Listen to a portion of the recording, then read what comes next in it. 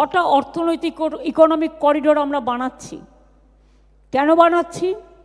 এটা বানালে কোচবিহারের পাট ব্যবসায়ী থেকে শুরু করে from jute industry to Bardhaman, Birbhum, Hooghly সহ যারা ধান উৎপাদন করে তাদের থেকে শুরু করে পুরুলিয়া ইস্পাত বিক্রেতা থেকে শুরু করে সুন্দরবনের মধু, সুন্দরিনী থেকে শুরু করে সব কিছু কিন্তু সবাই কিন্তু এর সুবিধা পাবেন। কারণ ইকোনমিক করিডোরের চারপাশে ইন্ডাস্ট্রি তৈরি হবে, দোকান তৈরি হবে। সুতরাং এতে কি হবে? ট্রান্সপোর্ট খরচা কমবে এবং প্রতিটা কৃষক, গরিব মানুষ, ছোট ছোট খুচরো বিক্রেতারা অনেক বেশি আপনারা লাভবান হবে। বলছে 2.2% বেকারত্বের হার ছিল মাত্র, যা জাতীয় গড়ের চেয়ে 30% কম। আমরা 40% কমিয়ে দিয়েছি বেকারত্বের হার। समझा ना? ये नीति आयोग का रिपोर्ट है, हमारा नहीं।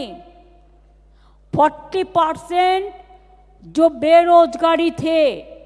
बेरोजगार थे उसको हमने कमती किया है। एक क्रेडिट आप लोगों को जाना चाहिए। आप लोगों ने उसको कामयाबी किया है, आप लोगों ने उसको काम दिया है, আপনারা কাজ দিয়েছেন। কৃষি, শিল্প এবং ইনফ্রাস্ট্রাকচার, পরিষেবা, তিনটেতেই আমরা কিন্তু জাতীয় গড়ের উঁচুতে, ন্যাশনাল অ্যাভারেজের ওপরে আছে। আমাদের এক্সপোর্টও দ্বিগুণ বেড়ে 1,15,000 কোটি টাকা ছাড়িয়ে গেছে।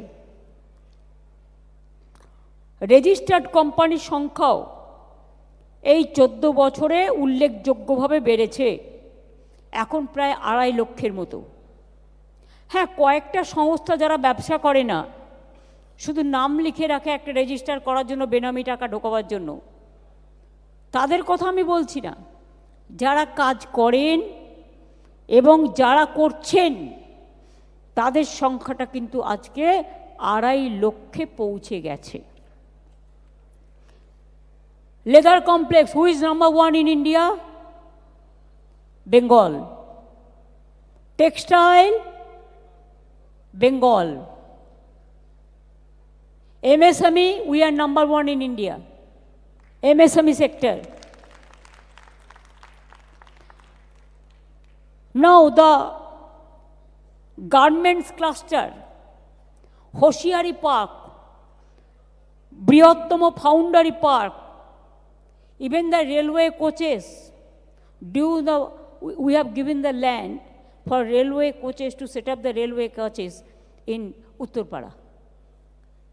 Already it is there, and they are extending their new metro coach factory also. It is our industrialist,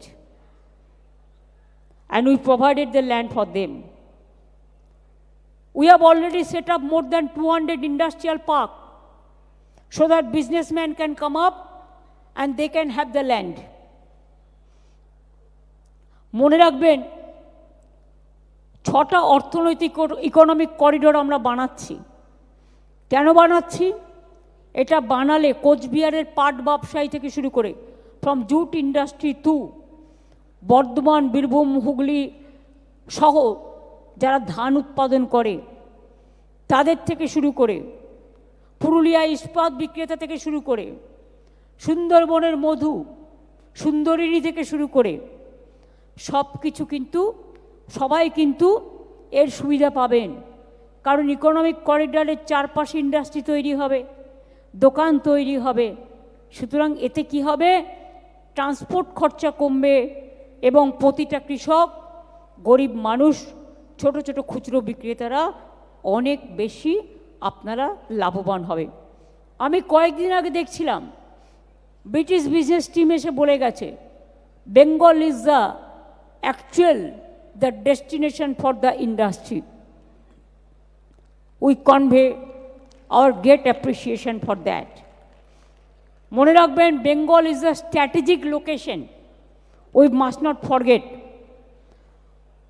আমরা লজিস্টিক্সকে শিল্পের মর্যাদা দিয়েছি।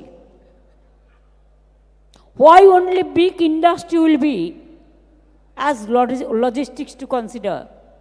The small industry, they have the very important role to play. So we have included them as a logistics. বাংলার মতো warehouse infrastructure, cold chain network অনেকের নেই, আমাদের যেটা আছে। Ease of doing business, so we are doing better. And sometimes we became number one, sometimes they change the policies. So it's okay, it's no matter. বাংলায় 93 লক্ষের বেশি ছটা অর্থনৈতিক ইকোনমিক করিডোর আমরা বানাচ্ছি। কেন বানাচ্ছি? এটা বানালে কোচবিহারের পাট ব্যবসায়ী থেকে শুরু করে from jute industry to Bardhaman, Birbhum, Hooghly সহ যারা ধান উৎপাদন করে তাদের থেকে শুরু করে পুরুলিয়া ইস্পাত বিক্রেতা থেকে শুরু করে সুন্দরবনের মধু, সুন্দরিনী থেকে শুরু করে সব কিছু কিন্তু সবাই কিন্তু এর সুবিধা পাবেন। কারণ ইকোনমিক করিডোরের চারপাশে ইন্ডাস্ট্রি তৈরি হবে, দোকান তৈরি হবে। সুতরাং এতে কি হবে?